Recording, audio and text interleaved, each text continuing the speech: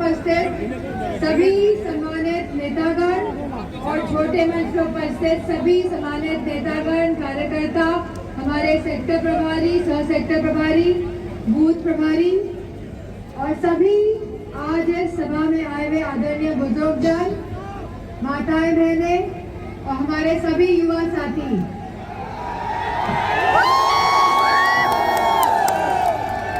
सबसे पहले तो आप सभी का बहुत बहुत आभार कि आज आप सब यहाँ पे आए हैं और आपने सभा को सफल बनाने का जो कार्य किया है, आप सभी को बहुत बहुत धन्यवाद।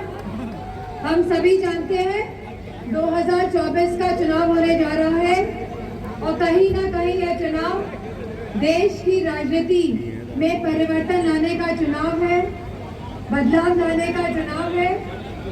आज जो देश के हालात हैं, हम सभी जानते हैं कि सभी वर्ग, चाहे हमारा युवा वर्ग हो, चाहे हमारा किसान वर्ग हो, चाहे हमारी महिलाएं हो और चाहे हमारा जवान हो, कहीं ना कहीं सभी लोग आज अपने आप को उपेक्षित महसूस कर रहे हैं।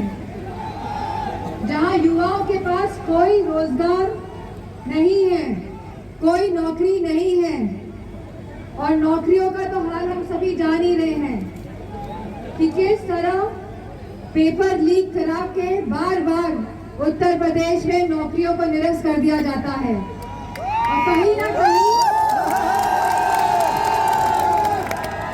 और कहीं ना कहीं यह एक षड्यंत्र के तहत किया जा रहा है, क्योंकि आप सब अगर नौकरी पा जाएंगे तो कहीं ना कहीं आरक्षण को भी लागू करना पड़ेगा। तो यह सरकार जो संविधान के खिलाफ है और लगातार जो लोकतंत्र के खिलाफ काम करती रही है, हमने देखा है कि पूरे देश में किस तरह दबाव की राजनीति का प्रयोग हो रहा है।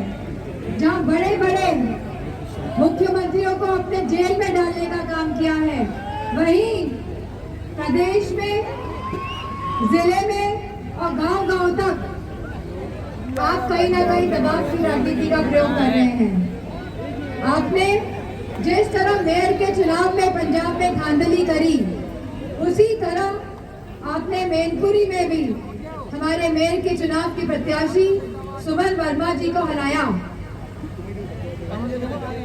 हमारे अरुण गुप्ता जी को हराया और दीक्षित जी को भी आपने हराया। और यही नहीं, आपने सम्मानजनक व्यवहार भी नहीं किया हमारे प्रत्याशियों के साथ। तो कहीं ना कहीं जहां आपने वोट की लूट करी, वही ना कहीं जहां आप सबने वोट की लूट करी, लोगों को जिताने का जो काम किया है, तो कहीं ना कहीं ये लोकतंत्र की हत्या भी है। क्योंकि लोकतंत्र में हम सबका अधिकार है कि हम अपने प्रतिनिधि को चुने, लेकिन आपने जो कार्य किया है और जो आप कार्य कर रहे हैं, जो दबाव की राजनीति का प्रयोग आप सभी समाज और सभी वर्गों पे कर रहे हैं, कहीं ना कहीं यह दबाव की राजनीति को खत्म करने का भी अवसर हम सबके हाथों में है। और मुझे पूरा विश्वास है कि सभी समाज, सभी वर्ग इस बार एक साथ आएंगे और ऐसी सरकार को हटाएंगे जो कहीं ना कहीं लोकतंत्र और संविधान की हत्या कर रही है।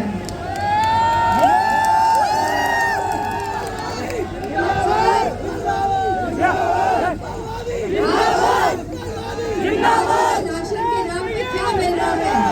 अगर हम देखेंगे, आज खाली ये लोग राशन के नाम पे बाजरा दे रहे हैं। और अगर हम 10 साल पहले का आकलन करेंगे तो हम सबको यह महसूस होगा कि आज से 10 साल पहले जहां चावल, आटा, मिट्टी का तेल और चीनी भी मिलती थी, आज हमें केवल बाजरा मिल रहा है। तो ये लोग वो लोग हैं जिन्होंने आपके राशन में भी भ्रष्टाचार किया है और राशन में भी लूट मचाने का काम किया है।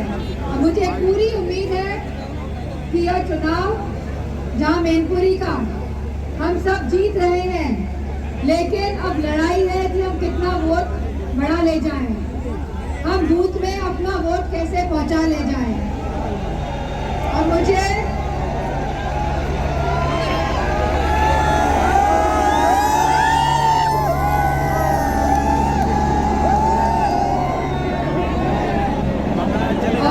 पूरा भरोसा है कि आपके सहयोग से, आपके साथ से मैनपुरी तो भारी मतों से जीत ही रहे हैं। जीत रहे हैं कि नहीं रहे? जैसा हमारे पूर्व विधायक जी ने कहा कि कन्नौज ज्यादा वोटों से जिताएंगे या मैनपुरी?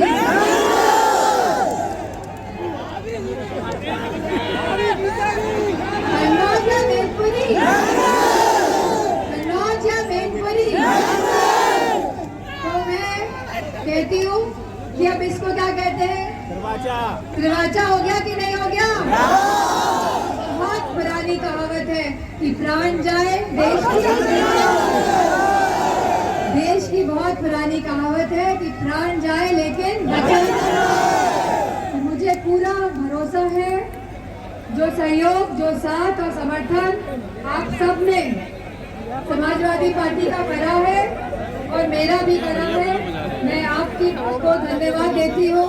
और मुझे पूरा विश्वास है कि आने वाला चुनाव जो बदलाव का चुनाव है, जो कहीं ना कहीं बदलाव के साथ परिवर्तन का चुनाव है और बहुत ही महत्वपूर्ण चुनाव होने जा रहा है। क्योंकि देश का भविष्य और युवाओं का भविष्य इसी चुनाव पे निर्भर करता है। शासन को 10 साल हो गए हैं। शासन को कितने साल हो गए हैं भारतीय जनता पार्टी के? 10 साल। और 7 साल उत्तर प्रदेश के हो गए हैं शासन को। तो 17 साल का शासन बहुत बड़ा होता है बदलाव लाने के लिए। लेकिन कहीं ना कहीं यह सरकार सामर्थ्य नहीं दिखा पाई है बदलाव लाने के लिए। और हमारे युवा, हमारे किसान कहीं ना कहीं मायूस हैं, कहीं ना कहीं आक्रोशित भी है। क्योंकि जो सरकार ने कहा था कि आमदनी हमारे किसान भाइयों की दुगनी कर देंगे, बताइए महंगाई की वजह से आज वो आमदनी आधी रह गई है कि नहीं रह गई है? और बोरी में अब कितना किलो कम मिल रहा है 10 साल के बाद? 10 किलो कम। और अगर आप 5 साल और बढ़ा देंगे तो बताइए 5 साल और 5 किलो और कम हो जाएगा कि नहीं हो जाएगा? तो अब बोरी में 15 किलो कम तो नहीं करवा देंगे आप लोग? तो मुझे पूरा भरोसा है आप सब लोग अब बूथ की लड़ाई भी जीतेंगे। और मुझे इन्हीं शब्दों के साथ मैं आप सब से बहुत बहुत धन्यवाद और आभार प्रकट करना चाहूंगी और सभी कार्यकर्ताओं को बहुत बहुत धन्यवाद और आभार। अब मैं, जिनका आप सभी को इंतजार है, समाजवादी पार्टी के राष्ट्रीय अध्यक्ष जी से अनुरोध करूंगा कि मैनपुरी के इन कार्यकर्ताओं को विशेष आशीर्वाद दें और इनका हौसला बढ़ा दें।